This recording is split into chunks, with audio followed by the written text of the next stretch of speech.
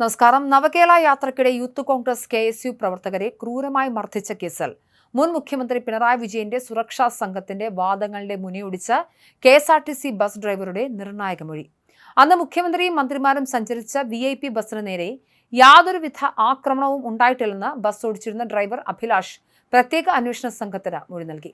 ഇതോടെ അക്രമത്തെ രക്ഷാപ്രവർത്തനം എന്ന് വിശേഷിപ്പിച്ച അണികളെയും ഗൺമാനെയും ന്യായീകരിച്ച് മുൻ ഭരണകൂടവും മുഖ്യമന്ത്രിയുടെ വിശ്വസ്തരും നിയമത്തിന് മുന്നിൽ പൂർണ്ണമായും പെടാനിരിക്കുകയാണ്.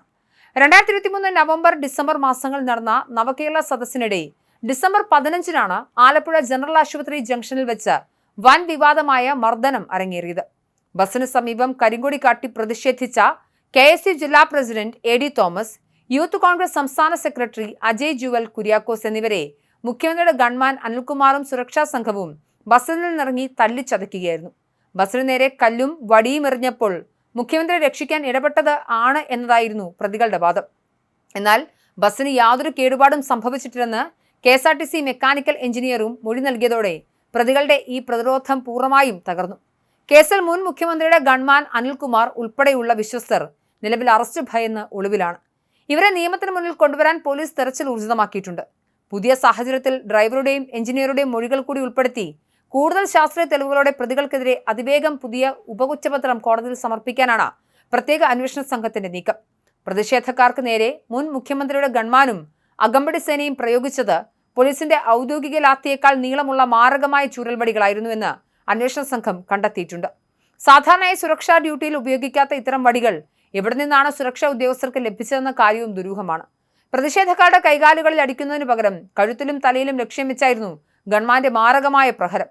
ഈ ചൂരൽവടി ഉപയോഗിച്ച് തലയ്ക്ക് ശക്തമായി അടിച്ചാൽ അത് മനുഷ്യന്റെ മരണത്തിന് വരെ കാരണമായേക്കാമെന്ന് മെഡിക്കൽ ബോർഡ് പുറപ്പെടുവിച്ച ശാസ്ത്രീയ റിപ്പോർട്ടുമുണ്ട്. ഈ മെഡിക്കൽ റിപ്പോർട്ടിന്റെ പശ്ചാത്തലത്തിലാണ് കേസിൽ പ്രതികൾക്കെതിരെ അതീവ ഗുരുതരമായ നരഹത്യാശ്രമം ചുമത്താൻ SIT തയ്യാറായത്. നിയമപരമായ പ്രതികൾക്ക് കോടതിയിൽ നിന്നും കനത്ത തിരിച്ചടി ലഭിക്കാൻ ഈ റിപ്പോർട്ട് കാരണമാകും.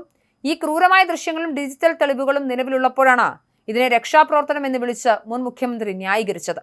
എന്നാൽ പോലീസിന്റെ തന്നെ പ്രത്യേക അന്വേഷണ സംഘം സമർപ്പിച്ച റിപ്പോർട്ടിൽ ഈ ദൃശ്യങ്ങൾ കൃത്യമായ തെളിവായി സ്വീകരിച്ചിട്ടുണ്ട്. കേസിന്റെ ആദ്യഘട്ടത്തിൽ പാർട്ടി തണലിൽ പ്രതികളെ സംരക്ഷിക്കുന്ന നിലപാടാണ് പ്രാദേശിക പോലീസിന്റെ ഭാഗത്തു നിന്നുമുണ്ടായത്.